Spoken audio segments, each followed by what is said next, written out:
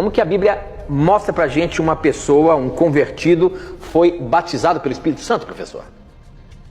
Veja, esse é um assunto bem importante, bem amplo. Primeiramente, eu quero mostrar aqui para você um texto que demonstra que o batismo com o Espírito Santo, ele não é uma experiência a par, diríamos assim, do batismo nas águas, da evidência da conversão. Aqui em Mateus 3, 16 e 17, vemos o seguinte: batizado Jesus, saiu logo da água, e eis que se lhe abriram os céus, e viu o Espírito de Deus descendo como pomba vindo sobre ele. Então, quando Jesus foi batizado nas águas, ele foi também aqui ungido como Messias, ele foi também, podemos dizer, batizado pelo Espírito Santo aqui. O Espírito Santo está o capacitando ainda mais para o cumprimento da sua missão. Nós não vemos uma separação entre batismo nas águas e batismo no Espírito. Tá? Óbvio, há, por exemplo, em Atos 19, em Atos capítulo 10, na verdade, que para Deus ensinar aos apóstolos, especialmente Pedro, que os gentios também deveriam receber o Evangelho, ele primeiro batiza os gentios com o Espírito Santo, eles falam em línguas, e aí aquilo serve como uma evidência para que Pedro os batizasse. Esta é uma exceção, mas não é a regra. A regra é que, ao você ser batizado nas águas, e isso marcar a sua entrada na igreja cristã, você já é batizado com o Espírito Santo. A exemplo de Jesus, né, professor? A exemplo de Jesus, exatamente. E também de acordo com esse texto aqui, de 1 Coríntios 12, 13. Ó.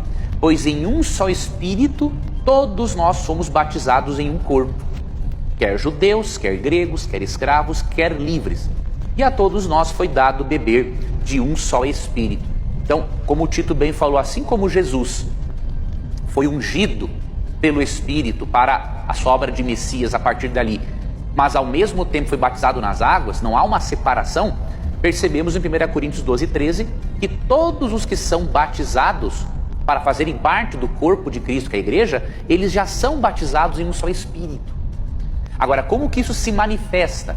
No caso de Atos capítulo 10 e Atos capítulo 19, o batismo com o Espírito foi manifesto por meio do dom espiritual de falar em línguas. Estas são exceções, mas não são a regra. Por quê? Porque a grande maioria das pessoas batizadas no Espírito, elas manifestam outros dons espirituais. Por exemplo, Jesus não falou em línguas em nenhum momento. Dos apóstolos, nós não vemos todos os apóstolos falando em línguas. João Batista também não falou. Por quê? Porque é Deus quem escolhe o dom espiritual para dar a cada um. E são vários dons espirituais. Então, a manifestação do batismo com o Espírito é sim ter um dom espiritual, mas não é necessariamente o dom de línguas. Isso é importante você saber, porque muitos irmãos pentecostais vivem extremamente preocupados.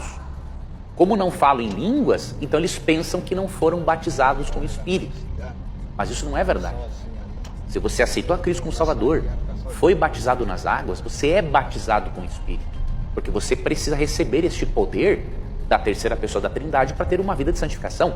E isso vai se manifestar através de algum dom espiritual ou mais, que não é necessariamente o dom de línguas.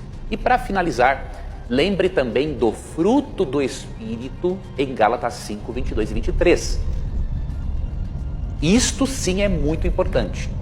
De acordo com Gálatas 5, 22 e 23, uma pessoa que tem o batismo com o Espírito e que passa a ter uma caminhada com ele, ela manifesta 9 qualidades de caráter. Então veja, além de ter um dom espiritual para o seu fortalecimento, mas para o fortalecimento da igreja, para a pregação do Evangelho, você tem que manifestar como uma pessoa batizada no Espírito essas qualidades de caráter de Gálatas 5, 22 e 23. O verso 16 de Gálatas fala assim, ó: deixem que o Espírito guie sua vida. Estou lendo aqui na Nova Versão Transformadora. Assim não satisfarão os anseios da sua natureza humana. E aí, quando o Espírito Santo guia a vida da pessoa após o batismo, o que ela manifesta? Ó?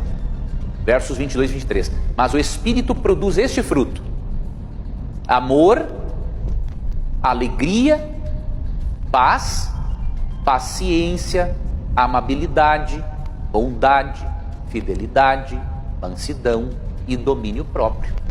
Não há lei contra essas coisas. Como são coisas boas, não há lei contra isso. Então, a pessoa tem que ver também se, além de ter um dom espiritual, ela manifesta essas qualidades de caráter. Se não manifestar essas qualidades de caráter e não estar desenvolvendo-as, a pessoa não é batizada com o Espírito Santo. Pode realizar o sinal, o milagre que for.